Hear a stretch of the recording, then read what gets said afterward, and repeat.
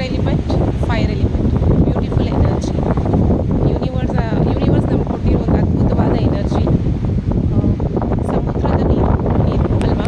ನಾವೇನಾದರೂ ಒಂದು ನೆಗೆಟಿವಿಟಿ ತೆಗಿಬೇಕು ಅಂದರೆ ಮನೇಲಿ ಎಲ್ಲರೂ ಹೇಳ್ತಾರಲ್ಲ, ಕಲ್ಲುಪ್ಪಿಂದ ದೃಷ್ಟಿ ತೆಗಿಬೇಕು, ಕಲ್ಲುಪ್ಪಿಂದ ಸ್ನಾನ ಮಾಡಬೇಕಾದ್ರೆ ಕಲ್ಲುಪ್ಪು ಒಂದು ಸ್ವಲ್ಪ ಹಾಕ್ಕೊಂಡು ಸ್ನಾನ ಮಾಡಿದ್ರೆ ಮೈಕೈ ನೋವೆಲ್ಲ ಹೋಗುತ್ತೆ ಅಂತೆಲ್ಲ ಹೇಳ್ತಾರೆ.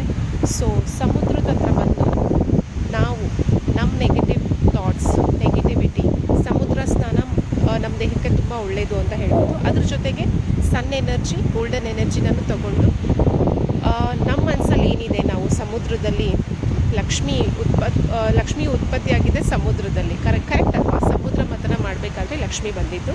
ಸೊ ಅದಕ್ಕೋಸ್ಕರ ಈವನ್ ವಾಟರ್ ಇಸ್ ಲಕ್ಷ್ಮಿ ಥರನೇ. ಸೊ ನಾವು ಯಾವಾಗ ನೀರೇ ಆ್ಯಕ್ಚುಲಿ ಮೇಯ್ನ್ ಲಕ್ಷ್ಮಿನೇ ನೀರು. ಇದನ್ನು ಯಾರೂ ಮರ್ತೋಗ್ಬಾರ್ದು. So thanks for water, thanks for Mahalakshmi ಅಂತ ಹೇಳ್ತಾ ಎಲ್ಲರಿಗೂ ಬಾಯ್.